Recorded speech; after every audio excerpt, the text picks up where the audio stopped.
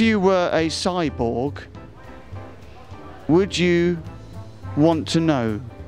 Does it even make sense? If you were a cyborg, would you want to know? Oh, I see. Would you want to know that I was a cyborg? I think I would. I mean, I don't actually know what a cyborg is. So, I suppose if I were a cyborg, I would want to know that I were a cyborg, and I would want to know what a cyborg is. Unless, of course, it was obvious from, you know, maybe if it was something like had a severe limp, and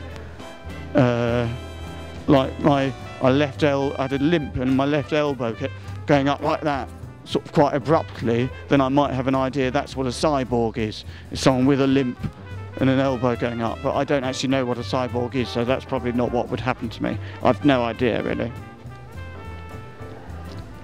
Undoing bras. Well, that is an interesting subject, isn't it? Undoing bras. Undoing a bra is a common subject, of course.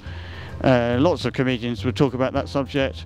Oh, you're getting friendly with a lady, you need to undo her bra.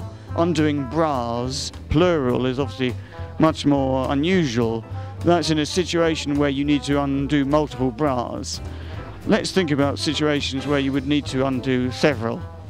An orgy situation would be one. Of course, probably not one in which you're involved in the orgy.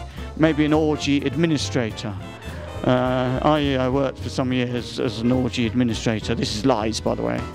And when people came, I had to undress them ready for the orgy. And it's vital that you undo all the bras as quickly as possible, because what you don't want is for some people to get involved and then other people are still waiting for their bra to be undone, and then they have, you know, the other people are sort of warmed up in the orgy, and then the other people, they're sort of cold. You know, you like spend 2 or 3 minutes trying to get their bra off. Meanwhile, other people are climaxing, and you've left it too late. They go in and they're not properly lubricated, and it's a disaster. They go into the orgy too late. Indeed, I mean, when I was an orgy administrator, after undoing the bras, I would enter the orgy myself, and there would be a very poor atmosphere because I was in there too late and I didn't know what I was doing. I was an administrator. I wasn't really suited to the action. I've just been fired as a comedian, but am now an amazing musician. What is the name of your band? Well, this is the sort of question that I fear.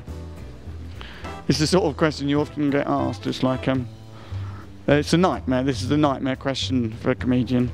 It can happen like you're on a live TV show and they say, well, if you're in a, they say, would you like to be a musician, Paul? And you say something about it. Maybe something amusing, an anecdote. Then they say, what would be the name of your band? And you can see someone counting down 3 seconds to go, and you've got to think of a witty answer. Well, what's the name of your band? And you have to say something like Rubber Band, and then the camera turns off and you think, oh, what did I say that for? And you can just feel your career ebbing away. Luckily, that is not my answer, Rubber Band. My answer is Pomegranate Firing Squad. So anyway, that's my answer.